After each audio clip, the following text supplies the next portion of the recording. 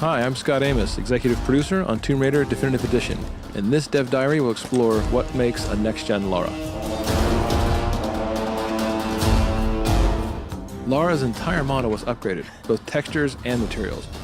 We've even added dynamic effects for how we light her skin, and for materials that change for sweat, mud, and blood as she goes throughout the different areas of the game. This looks like some kind of fire ritual, a sacrificial ritual.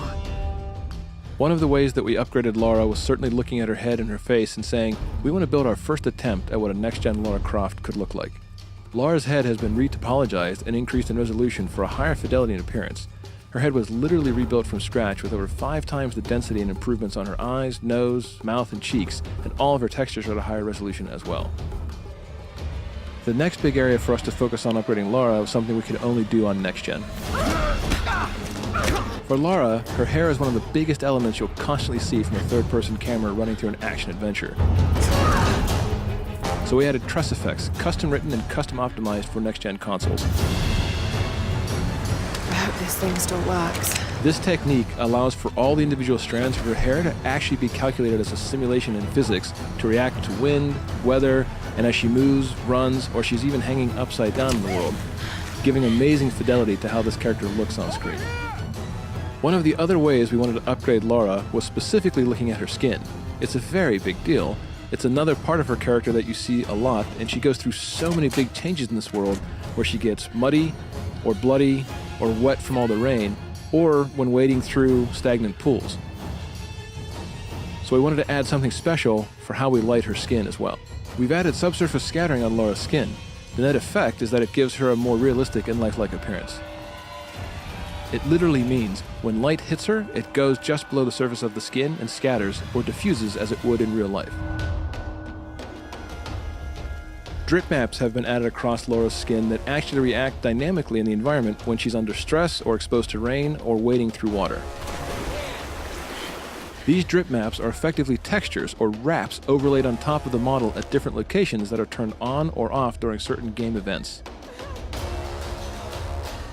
So you can actually see the beads of rain rolling across her skin, and you can see the blood drying on her as she walks across some really dangerous and harsh environments. We put Lara through everything on this island, and we want players to feel that visceral sensation of being in this world with her and saying, oh my gosh, I can see the realism here. I can feel the pain and the angst that she's going through in each of these moments. So one of the things that we had to do, looking at the next-gen version of Lara Croft and looking at Tomb Raider, was put all kinds of simulation into the world. All of her gear now has physics simulation added on top of it. You'll see when she has the bow on her back, it will jostle around realistically as she jumps, runs, and traverses the terrain. We even went so far as to make the very arrows themselves and the quiver jostle and move according to how she runs and traverses the world. You'll even see things like the radio that is strapped to her back, pistol in her holster, and more importantly, one of the key pieces of equipment, her climbing axe, swinging naturally as she runs around or climbs or hangs from various areas.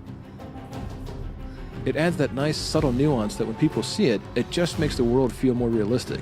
It makes her feel more grounded and cohesive rather than props that are just stuck to her. This gear is actually tied to her in a realistic way. So this is just a glimpse at how we made a next-gen Lara.